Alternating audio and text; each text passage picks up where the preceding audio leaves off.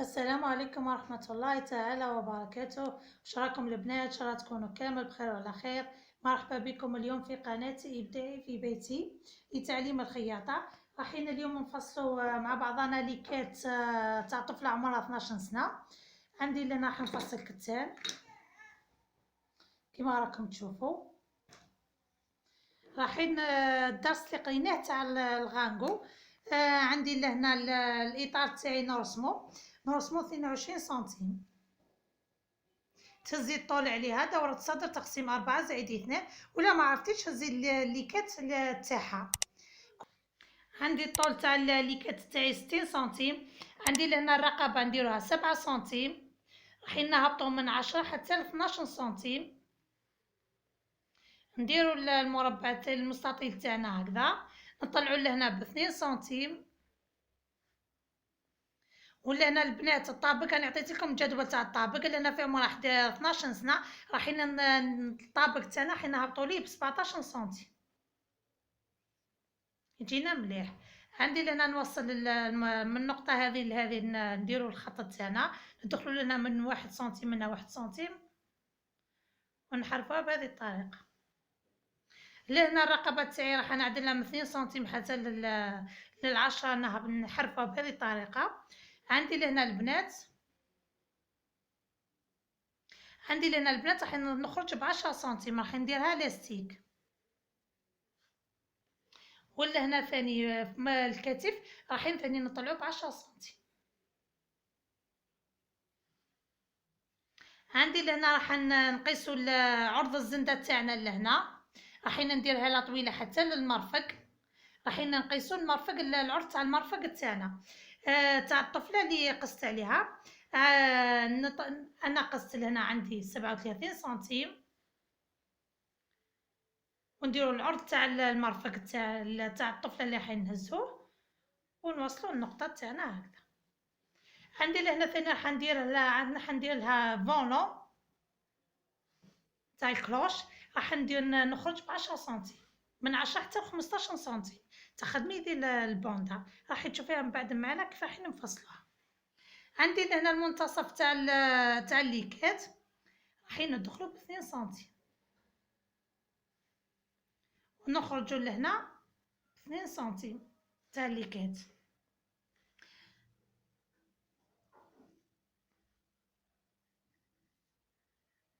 عندي لهنا البنات لهنا راح نديرها شويه محرفه، راح نهبطوا ب3 سنتيم هاك. جينا شويه كيما راكم شفتوا في الليكات اللي يتباعوا برا. ثاني لهنا هذه جهه الامام، جهه الخلف بنفس الطريقه. عندنا غير الرقبه تتبدل. لهنا هبط من 10 حتى ل 12 سنتيم. الجهه الخلفيه راح نهبطوا من 6 حتى ل 8. الجهه الخلفيه تالي تخدم بنفس الطريقه. راح نخدموا الباترون تاعنا ونفصلوه هكذا البنات. بعد ما رسمنا الباترون تاعنا عندنا هذه 10 سنتيم اللي خرجناها في الباترون. رسمنا الاطار تاعنا من 22 سنتيم. لهنا المنتصف تاعنا لهنا دخلنا ب2 سنتيم، المنتصف تاع الطول تاع الليكات. لهنا خرجنا ب3 سنتيم هاك. لهنا ثاني طلعنا ب10 سنتيم كيما فهمتكم. عندي البنات لهنا المونش تاعي درت فيه 37 سنتيم. تهزي على حساب الطفله اللي راح تهزي لها حتى للمرفق. له زيدي لهنا تهزي لها العرض تاع المرفق تاعها. ولهنا تخرجي ب10 سنتيم. هذه تاع هذه اللي راح نفصلوها الكلوش هكذا راح لهنا راح نقطعوا الباترون تاعنا. هذه العشرة سنتيم اللي زدناها راح نقطعوا الباترون تاعنا بهذه الطريقه.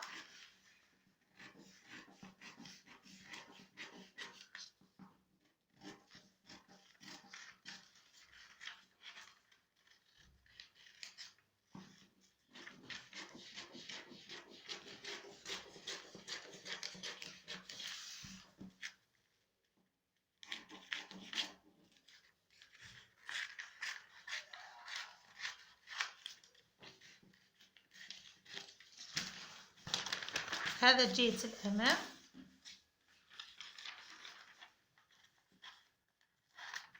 نزيدو نقطعو المونش تاعنا.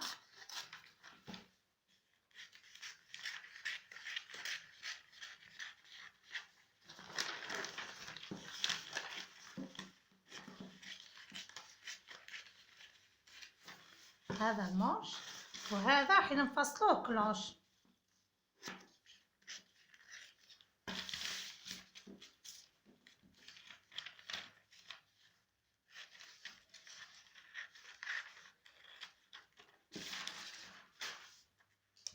رايحين نديرو طريقة الكلوش تاعنا كيما موالفين.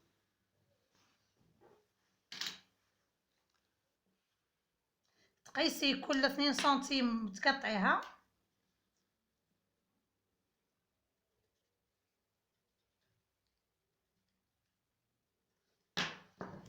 رايحين نقطعو نوصلو حتى نخليو 1 سنتيم هنا.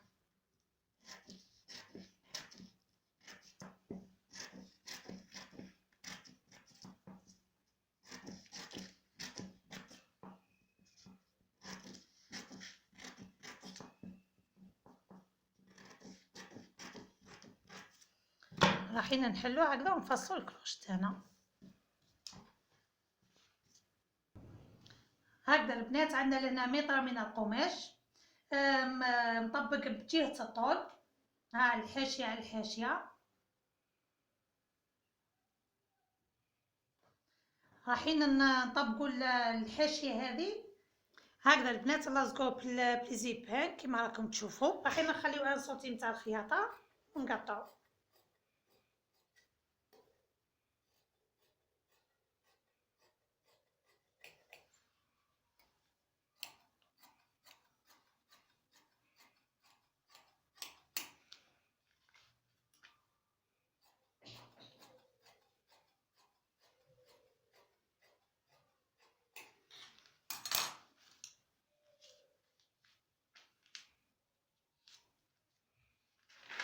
هكذا عندي البنات لهنا الجهه الاماميه ما تجيش قد الجهه الخلفيه. لهنا اللي نقص الجهه الخلفيه تنقصي منها لهنا طابق يجي الجهه الاماميه الجهه الخلفيه اكثر من الجهه الاماميه. هكذا راح نزيدو نفصلو المونش تاعنا. دوك راح نزيد نقطع المونش. ركبوه مطوي على 2 الكتان.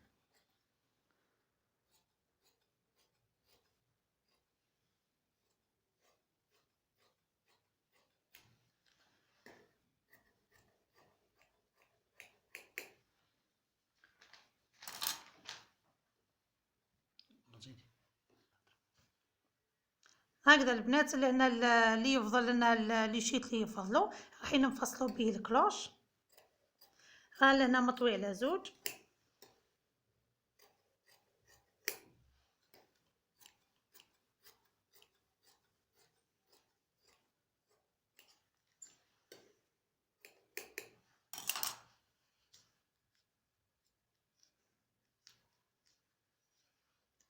رايحين نقرونتيو لهنا باش نحطوا الوسط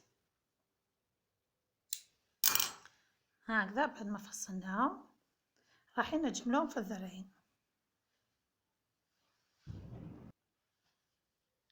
عندي لهنا الطابق راح نجمل الجهه الاماميه نجمعهم كامل بليزي بانك هكذا كما راكم تشوفوا. الجهه الاماميه منا والجهه الخلفيه ثاني من. ها الجهه الخلفيه يجي الطابق تاعها شويه كبير على الجهه الاماميه كما راكم تشوفوا. ها يجي زايد عليه، خاطرش انا الجهه الخلفيه انا سكرناها شويه. رايحين نبداو نخيطو بعد ما حكمناها كامل بزيبانك تجينا سهله كي الجهه الاماميه كي الجهه الخلفيه.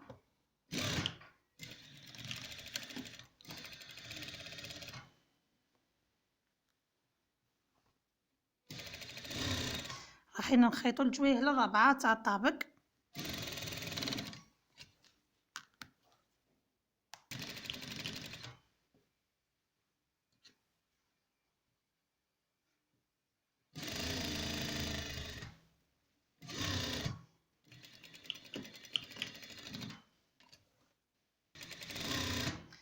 هكذا البنات نجملوهم للرابعه.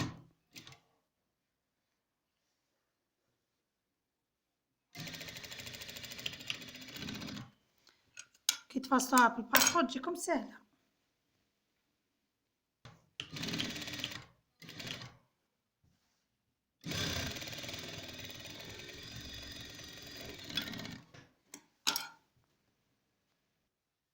هكذا البنات سيرجينها كامل لداخل. كي الطابق منا كي الرقبه راح نحطو لهنا قد ونخيط. تقدري ثاني ديريه هنا هكذا تدي طبقي هكذا وديريه لداخل ثاني يدور. هنا راح نديرو هكذا.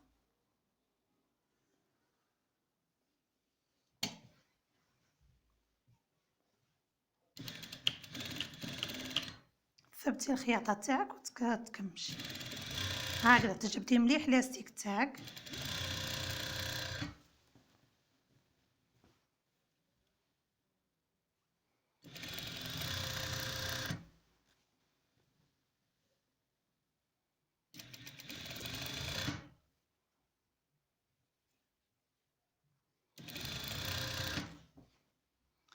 هكذا البنات حتى تكملي الرقبه تاعك كامل.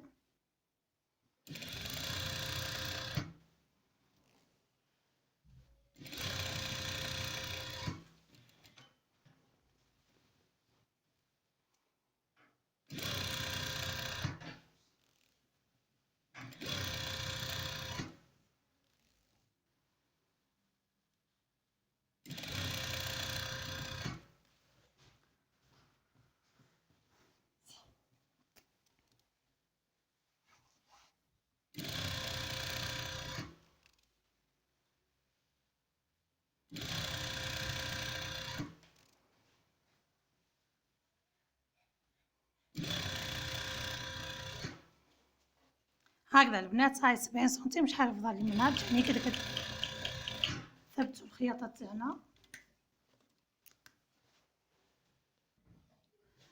هكذا بعد ما ركبنا لاستيك تاعنا فضل لي يقيس 5 سنتيم. صافي جاني لاستيك تاعي 65 سنتيم. راح نقلب هكذا ونعاود التور تاعي تاع الخياطه. هكذا البنات رايحين نقلبوا اللاستيك تاعنا نقلبوا هكذا على الوسمه ونحطوا الطريق تاعنا تاع الخياطه.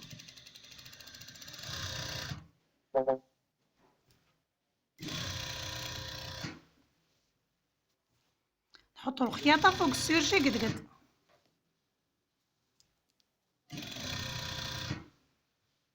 عندنا لهنا البنات نقرونتيو المونش تاعنا في الوسط هكذا نديرو المثلث تاعنا ورايحين نكبروا النبذه الاخر.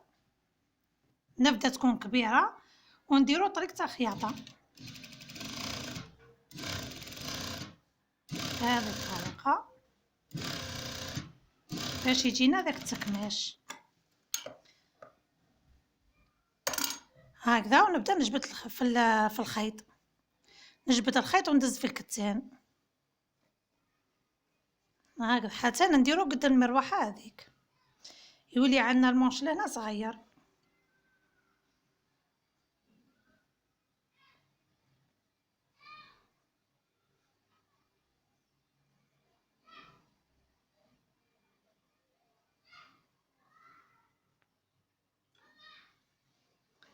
هكذا بهذه الطريقه رايحين نحطوا المونش المروحه تاعنا ثاني انا مقرونتينا من قبيل. رايحين نحطوا فوق وين قرونتينا في المونش هكذا البنات وين قرونتينا في المونش، ونحطو ثاني قد مع المروحة، الوسط تاع المروحة والوسط تاع المونش تاعنا، نحكمو بليزيبي هكذا. راحين نحطو الطريق تاعنا تاع المونش هنا، نحكمو ثاني ونعدلو التكماش تاعنا ذاك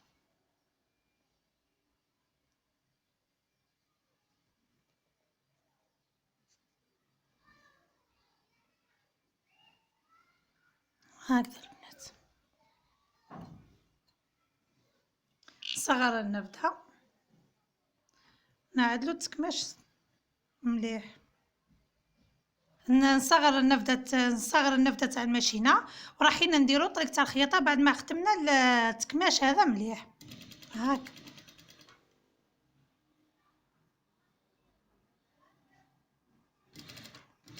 هاكذا تحكميه بصبعك مليح، وراه فوق المروحة قد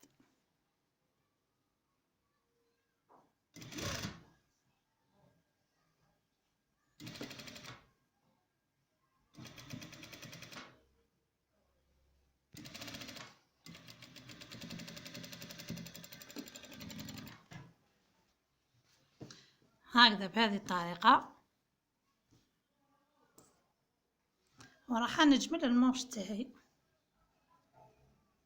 لهنا البنات راني سيرجيتها، تحبي تسيرجيها وديرلها كفة، انا لهنا راني سيرجيت حتى نجمل ومن بعد ندير لها الكفة.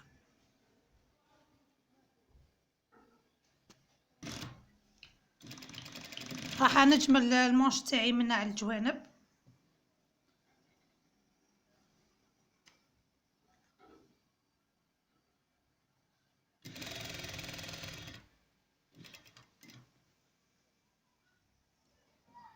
عندي لهنا البنات راح ناكل قيس 2 سنتيم.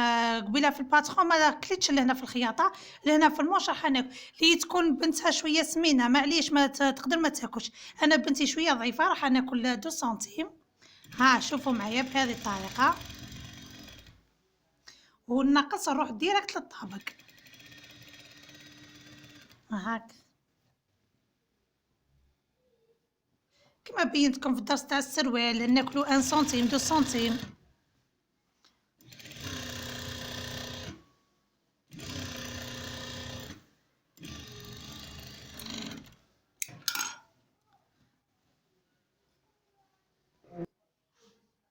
لهنا راح نكف المروحه تاعي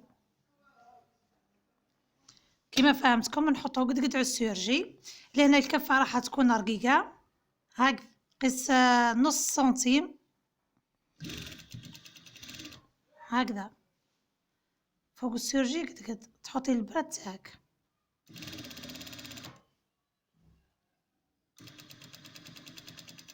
هكذا تكون رقيقه. تحبي تخليها هكذا تحبي انتي واش حبيتي.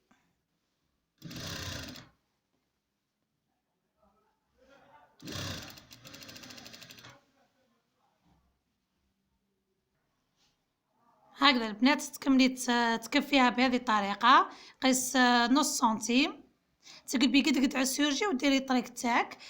ثاني تكفي المروحه الثانيه ثاني منها من تحت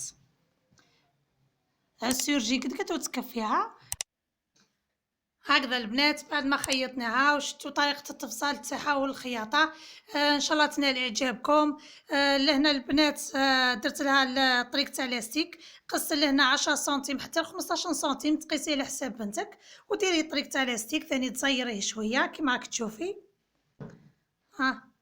انا البنات ثاني راكم شفتوا معنا الدرس تاعنا تاع الكلوش. ان شاء الله تجربوها معنا، اللي عندها طفله ان شاء الله تجربها لبنتها، تقدر حتى تنقص في المقاسات ديرها لطفله صغيره. هكذا البنات ان شاء الله تنال اعجابكم. بارك الله فيكم. سلام.